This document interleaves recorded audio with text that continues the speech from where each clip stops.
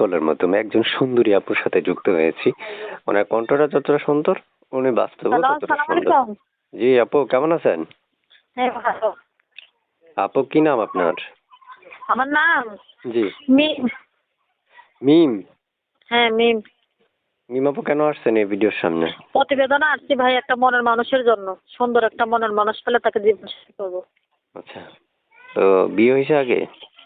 না, বিয়ে হয় নাই, বাড়ি সিলেটে। বাড়ি সিলেটে? হ্যাঁ, সিলেটে। আচ্ছা আচ্ছা।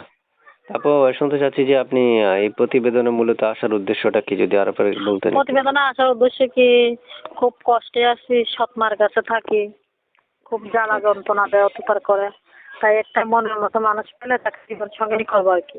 আচ্ছা, প্রিয় দর্শক, শুনতে পেরেছেন। আপু, আমি আরেকটা তথ্য আপনার কাছে জানতে চাই, কল দিলে কল রিসিভ করবেন না কেটে দিবেন? আমি ফোন রিসিভ করার জন্য আমি অপেক্ষায় থাকবো দর্শকের জন্য। প্রিয় দর্শক, আপনারা অনেক সময় আমাকে কমেন্ট বক্সে কমেন্ট করেন যে ভাই কল দিই, কল রিসিভ করে না।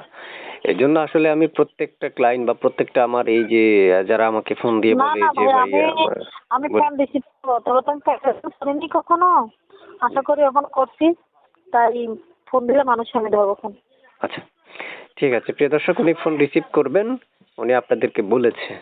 এবং হ্যাঁ, আশা আমার করি নাম মিম। আপনার নাম মিম। এটা এটা বলেছিলেন আপনি। বয়স কত? আচ্ছা ভাই, তাহলে এখন না, বয়স কত, কথা শোনেন, বয়স কত? বয়স 17। বয়সের কথা বললে মেয়েরা হাসে কেন, বুঝলাম না। হাসবো না, বয়সে তো মনের মানুষ নাই, এই বয়সে তো মনের মানুষ থাকার কথা। ওই জন্য হাসি পায়।